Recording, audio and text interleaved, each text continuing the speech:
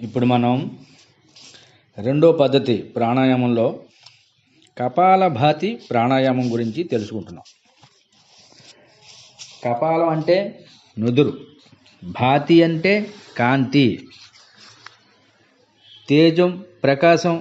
కాబట్టి మన నుదుటి భాగాన్ని కాంతివంతం, ప్రకాశవంతం చేసేటటువంటి ప్రాణాయామమే కపాలభాతి.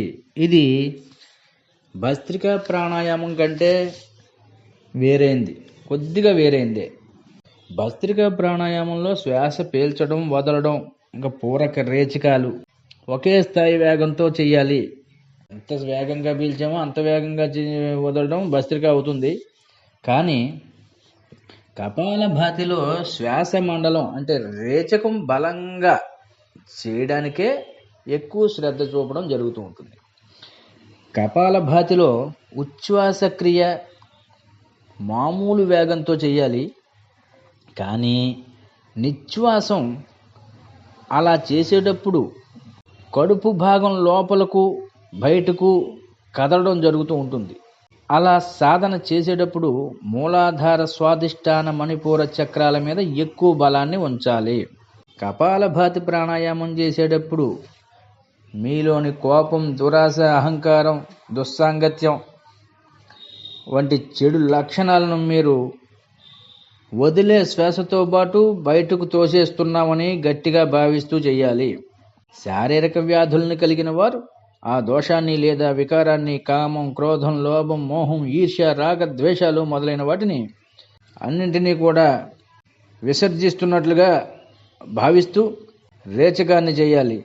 ఈ విధంగా రోగం నష్టం అవుతున్నట్లుగా భావిస్తూ శ్వాసను బయటకు వదలడం వల్ల విశేషమైనటువంటి ప్రయోజనం కలుగుతూ ఉంటుంది.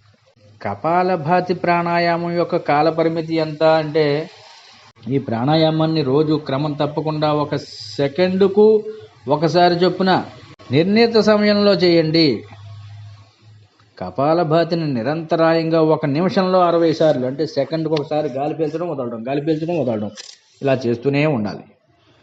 5 నిమిషాల్లో 300 సార్లు చేయాలి. ఒకేసారి చేయడం, ఇది ప్రాక్టీస్ చేయడం అంటే కొంచెం కష్టమే. వదలడం, పీల్చడం, వదలడం, పీల్చడం, వదలడం, నిమిషానికి 60 సార్లు చొప్పున 5 నిమిషాల్లో 300 సార్లు పూర్తయిపోవాలి. ఆ స్థితికి మనం ఎదగాలి. ఆ స్థితిని సాధించాలంటే కొంతమందికి ఆయాసం వచ్చి తొందరగా ఆ స్థితి రాకపోవచ్చు. నెమ్మదిగా ప్రాక్టీస్ చేయండి, అదే వస్తుంది. ఆరోగ్యం సరిగా లేని మరియు బలహీన వ్యక్తులు ప్రారంభంలో 2-3 నిమిషాలు చేసిన తర్వాత అలసిపోతూ ఉంటారు. కానీ 10-15 రోజులు చేసిన తర్వాత ప్రతి వ్యక్తి కపాలభాతిని నిరంతరాయంగా 5 నిమిషాలు చేయగలుగుతాడు. అది ప్రాక్టీస్ చేయాలి. మొట్టమొదట్లోనే అంతా చేసేయడం అంటే కుదరదు. మధ్యలో అలసట అనిపించినట్లయితే కొంత విశ్రాంతి తీసుకుంటూ మళ్ళీ ప్రారంభించవచ్చు.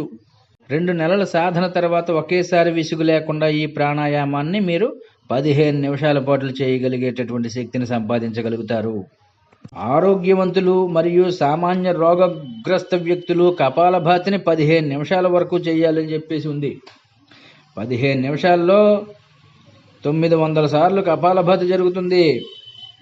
ఇలా చేస్తే కనుక క్యాన్సర్, ఎయిడ్స్, హెపటైటిస్, తెల్లమచ్చలు, సోరియాసిస్, అత్యధికమైనటువంటి లావు, బరువు కలిగిన వారు, వంధత్వం, గర్భాశయ వ్యాధులు, ఓవరి, రొమ్ము లేదా శరీరంలో ఎక్కడైనా కంతులు ఉన్నవారు మరియు అసాధ్యకారకమైనటువంటి రోగాలతో బాధపడేవారు అరగంట సేపు కపాలభాతిని చేయాలి. అసాధ్య రోగి ఉదయం, సాయంత్రం అరగంట చొప్పున 2 పూట్ల, మరియు ఆరోగ్యవంతులు, సామాన్యమైన రోగగ్రస్తులు రోజులో ఒక్కసారి ప్రాణాయామం చేస్తే సరిపోతుంది. అనారోగ్యంతో ఉన్నవాడు ఈ ప్రాణాయామం ఎక్కువగా చేయాలి. ఇలా చేయడం వల్ల ప్రయోజనాలు ఏమిటి అంటే, ముఖం కాంతివంతం అవుతుంది, తేజోమయం కావడం, ఆకర్షణీయంగా ముఖం తయారవుతూ ఉంటుంది. ఆస్తమా, శ్వాసక్రియ, రుగ్మతలు, అలర్జీలు, సైనస్సు మొదలైన రోగాలు నయమైపోతాయి. గుండె, ఊపిరితిత్తులు మరియు మానసిక రోగాలన్నీ దూరమైపోతాయి.